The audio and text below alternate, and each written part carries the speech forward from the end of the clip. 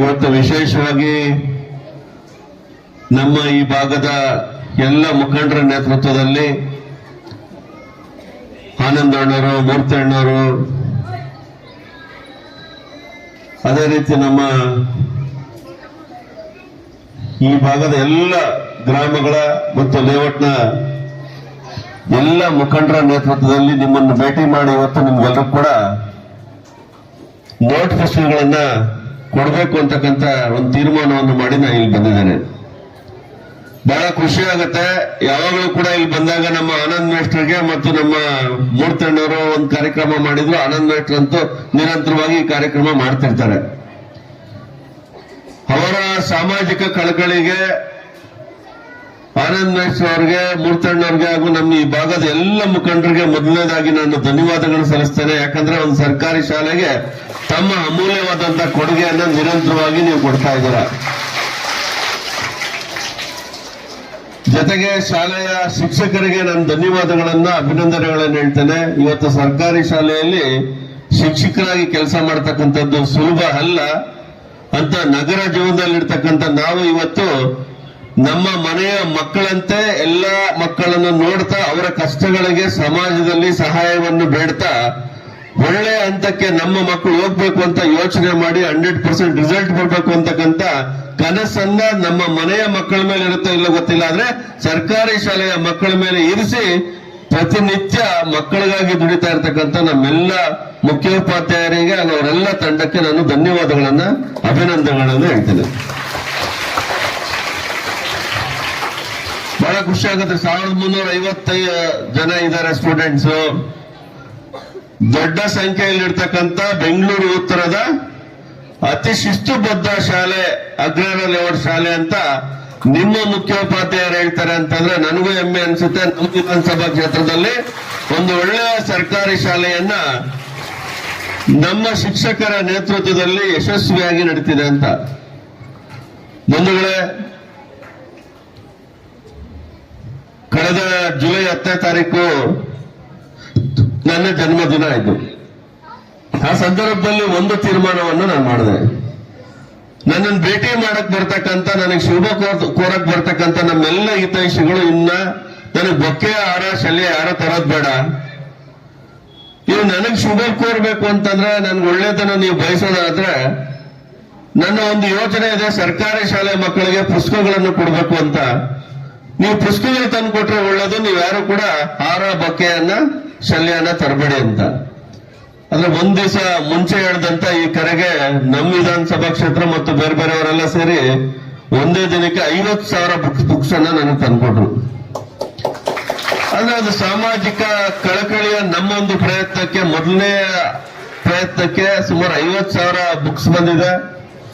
ಮುಂದಿನ ನನ್ನ ಜನ್ಮ ಜುಲೈ 10ನೇ ತಾರೀಕು ಜನ್ಮದಿನಕ್ಕೆ ನನ್ನ ನಿರೀಕ್ಷೆ ಇರತಕ್ಕಂಥದ್ದು 2 ಲಕ್ಷ ಪುಸ್ತಕಗಳನ್ನ ಇಡೀ ವಿಧಾನಸಭಾ ಕ್ಷೇತ್ರದಲ್ಲಿರ್ತಕ್ಕಂಥ ಎಲ್ಲ ಮಕ್ಕಳಿಗೂ ಕೂಡ ಇನ್ಮೇಲೆ ಪ್ರತಿ ವರ್ಷ ಕೊಡೋ ರೀತಿ ಆಗ್ಬೇಕು. ಆ ಕೆಲಸವನ್ನ ಮುಂದಿನ ಪ್ರತಿ ವರ್ಷನೂ ಕೂಡ ಮಾಡಬೇಕು ಅಂತಕ್ಕಂಥ ಒಂದು ತೀರ್ಮಾನವನ್ನ ಮಾಡಿದ್ದೇನೆ. ಸರ್ಕಾರಿ ಶಾಲೆಗಳಿಗೆ ನಾನು ಕಳೆದ 15 ದಿವಸದಿಂದ ಹೋಗ್ತಾ ಇದ್ದೇನೆ. ಶಿಕ್ಷಕರ ಸ್ಥಿತಿನೂ ಏನು ಅಂತ ಅರ್ಥ ಆಗ್ತಾ ಇದೆ, ಮಕ್ಕಳ ಸ್ಥಿತಿ ಅನ್ನೋದು ಕೂಡ ನನಗೆ ಗೊತ್ತಾಗ್ತಾ ಇದೆ. ಬಹಳಷ್ಟು ಜನ ಮಕ್ಕಳು ಅವರ ತಂದೆ ತಾಯಿಯರು ಪಡ್ತಾ ಇರ್ತಕ್ಕಂಥ ಕಷ್ಟನೂ ಕೂಡ ನನಗೆ ಅರಿವು ಬರ್ತಾ ಇದೆ. ನನ್ನ ವಿನಂತಿ ಇಷ್ಟ, ಇಲ್ಲಿ ಕೂತಿರ್ತಕ್ಕಂಥ ಮಕ್ಕಳಲ್ಲಿ ನಮ್ಮ ಹೈಸ್ಕೂಲ್ ಮಕ್ಕಳು ಮೆಚೂರು ಬುದ್ಧಿವಂತರಾಗಿರ್ತಾರೆ, ಪ್ರೈಮರಿ ಮಕ್ಕಳು ಕನಸುಗಳು ಚಿಗುರ್ತಾ ಇರ್ತದೆ. ನಾವು ಇಲ್ಲಿ ಕೂತಿರ್ತಕ್ಕಂಥ ಮಕ್ಕಳೆಲ್ಲ ಕಷ್ಟಪಟ್ಟು ಬರ್ತಾ ಇರ್ತಕ್ಕಂಥವ್ರು, ಇಷ್ಟಪಟ್ಟು ಓದ್ತಾ ಇರ್ತಕ್ಕಂಥವ್ರು. ಯಾಕಂತಂದ್ರೆ ನಾನು ಕೂಡ ನಿಮ್ ರೀತಿ ಸರ್ಕಾರಿ ಶಾಲೆಯಲ್ಲಿ ಓದಿರ್ತಕ್ಕಂಥ ವಿದ್ಯಾರ್ಥಿ.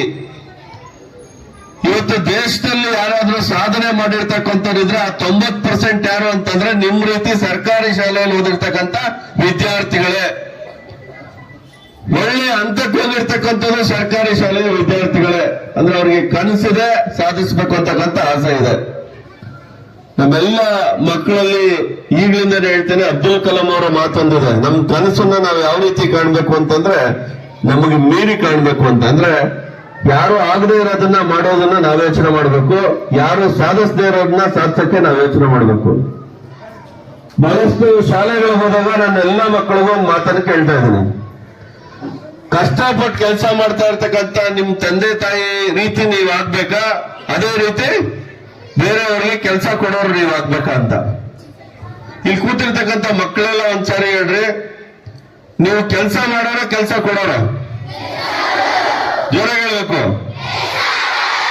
ಹಿಂದ್ಗಡೆ ಇರೋರು ಹೇಳ್ಬೇಕು, ಹೈಸ್ಕೂಲ್ ಹುಡುಗರು, ನೀವು ಕೆಲಸ ಮಾಡೋರ ಕೆಲಸ ಕೊಡೋರ? ಲೇಬರ್ಸಾ ಲೀಡರ್ಸಾ? ಜೋರಾಗಿ ಹೇಳಿ. ಲೇಬರ್ಸಾ ಲೀಡರ್ಸಾ? ಬಂದಿಲ್ಲ, ಸರಿಯಾಗಿ ಬರಬೇಕು. ಲೀಡರ್ಸಾ ಲೀಡರ್ಸಾ? ಗುಮಾಸ್ತ್ರ ಆಫೀಸರ್ಸಾ?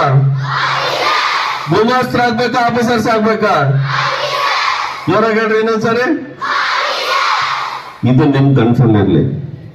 ಯಾರೋ ಮಾಡದೇ ಇರೋದನ್ನ ಮಾಡ್ತೀನಿ ಅಂತಕ್ಕಂಥ ಭಾವನೆ ಇವಾಗ್ಲಿಂದ ನಿಮ್ ಮನ್ಸಲ್ಲಿ ಬರಬೇಕು. ನಮ್ಮ ತಂದೆ ತಾಯಿ ನಮ್ಮನ್ನೇನ್ ಕಷ್ಟಪಟ್ಟು ಓದಿಸ್ತಾ ಇದಾರೋ ಅವ್ರಿಗೆ ಒಳ್ಳೆ ಹೆಸರನ್ನು ತರಬೇಕು. ನಮಗ್ ಕಷ್ಟಪಟ್ಟು ಓದಿಸ್ತಾ ಇರ್ತಕ್ಕಂಥ ನಮ್ಮ ಗುರುಗಳಿಗೆ, ನಮ್ಮ ಶಿಕ್ಷಕರಿಗೆ ನಾವು ಒಳ್ಳೆ ಹೆಸರನ್ನು ತರಬೇಕು. ಇಲ್ಲಾದ್ರೂ ಒಂದ್ ಕಡೆ ನೋಡಪ್ಪ, ನಮ್ಮ ಶಿಷ್ಯಂದ್ರು ನಮ್ಮ ಸ್ಟೂಡೆಂಟ್ಸ್ ಇವತ್ತು ಚೆನ್ನಾಗಿದ್ದಾರೆ ಅಂತ ನಿಮ್ ಟೀಚರ್ಸ್ ಹೇಳೋ ರೀತಿ ನೀವು ಆಗ್ಬೇಕು. ಅದೆಲ್ಲಕ್ಕಿಂತ ಹೆಚ್ಚಾಗಿ ಭಾರತದಲ್ಲಿ ಜವಾಬ್ದಾರಿಯುತ ಇರ್ತಕ್ಕಂಥ ನಾಗರಿಕರು ನಾವಾಗಿದ್ದೇವೆ ಅಂತಕ್ಕಂಥ ಸಂದೇಶವನ್ನ ನೀವೆಲ್ಲರೂ ಕೂಡ ಕೊಡಬೇಕು. ಭವಿಷ್ಯದಲ್ಲಿ ನೀವೆಲ್ಲರೂ ಕೂಡ ದೇಶದ ಆಸ್ತಿ ಆಗ್ಬೇಕು ಅಂತಕ್ಕಂಥ ವಿನಂತಿಯನ್ನು ಮಾಡ್ತಾ, ನಿಮ್ಮೆಲ್ಲರ ಭವಿಷ್ಯ ಉಜ್ವಲವಾಗ್ಲಿ, ನಿಮ್ಗೆಲ್ಲರೂ ಕೂಡ ಒಳ್ಳೇದಾಗ್ಲಿ. ಸದಾ ನಾನಂತೂ ಇರ್ತೇನೆ. ಪ್ರತಿ ವರ್ಷನೂ ಕೂಡ ಏನ್ ಪ್ರಾರಂಭ ಆಗಿದೆ, ಇದು 1 ವರ್ಷದ ಕಾರ್ಯಕ್ರಮ ಅಲ್ಲ, ಇದು ನಿರಂತರವಾಗಿ ನಡೀತಕ್ಕಂಥ ಕಾರ್ಯಕ್ರಮ. ಪ್ರತಿ ವರ್ಷ ನಮ್ಮ ಈ ಶಾಲೆಯ ಮಕ್ಕಳಿಗೂ ಕೂಡ ನಮ್ಮ ಕಡೆಯಿಂದ ಪುಸ್ತಕಗಳಂತಕ್ಕಂಥ ಕೆಲಸವನ್ನ ಮಾಡ್ತೀವಿ. ನಾನು ಪ್ರಾನ್ಸಿಪಾಲ್ ನಮ್ಮ ಮುಖ್ಯೋಪಾಧ್ಯಾಯರ ಮುಂದೆನೆ ಹೇಳ್ತಾ ಇದ್ದೀನಿ, ಇದು ನಡೆಯುವಂತ ಕಾರ್ಯಕ್ರಮ. ನಮ್ಮೆಲ್ಲ ಮಕ್ಕಳಿಗೆ ನನ್ನ ಕಡೆಯಿಂದ ಪ್ರತಿ ವರ್ಷ ಪುಸ್ತಕಗಳು ಬರುತ್ತೆ. ಅದ್ರ ಜೊತೆಗೆ ಉಳಿದಂತೆ ಈಗ ಆನಂದ್ ಮಾಸ್ಟರ್ ಹೇಳ್ತಿದ್ರು, ನಮ್ಮೆಲ್ಲ ಶಾಲೆಗೆ ಸಂಬಂಧಪಟ್ಟಂತೆ ಸಂಸದರಿಂದ ಏನ್ ಕೆಲಸ ಆಗ್ಬೋದು ಮತ್ತು ಉಳಿದಂತೆ ಬೇರೆ ಕಡೆಯಿಂದ ಏನ್ ಕೆಲಸ ಆಗ್ಬೋದು, ಅದಕ್ಕೆ ನಾನು ಸಂಪೂರ್ಣ ಸಹಕಾರವನ್ನ ಈ ಶಾಲೆಗೆ ಕೊಡ್ತೇನೆ. ಸರ್ಕಾರದ ಕಡೆಯಿಂದ ಆಗ್ತಕ್ಕಂಥ ಕೆಲಸಕ್ಕೆ ನಾನು ಸಹಕಾರಿಯಾಗಿ ತಮ್ಮ ಜೊತೆ ನಿಲ್ತೇನೆ. ಮುಂದಿನ ದಿನದಲ್ಲಿ ಬೆಂಗಳೂರು ಉತ್ತರಕ್ಕೆ ಅಲ್ಲ, ಇಡೀ ರಾಜ್ಯದಲ್ಲಿ ಒಂದು ಮಾದರಿ ಶಾಲೆಯಾಗಿ ನಮ್ಮ ಈ ಅಗ್ರಹಾರ ಲೇಔಟ್ನ ಶಾಲೆ ಆಗ್ಬೇಕು ಅಂತಕ್ಕಂಥ ಒಂದು ಮನವಿಯನ್ನ ತಮ್ಮ ಹತ್ರನೂ ಕೂಡ ಮಾಡ್ತಾ, ಅದಕ್ಕೆ ಬೇಕಾದಂತ ಸಹಕಾರವನ್ನು ನಾನು ಕೊಡ್ತೇನೆ ಅಂತ ಹೇಳ್ತಾ, ಎಲ್ಲ ಮಕ್ಕಳ ನಿಮ್ಮ ಭವಿಷ್ಯ ಉಜ್ವಲ ಆಗ್ಲಿ, ದೇವರು ನಿಮ್ಗೆಲ್ಲರೂ ಕೂಡ ಒಳ್ಳೇದ್ ಮಾಡ್ಲಿ.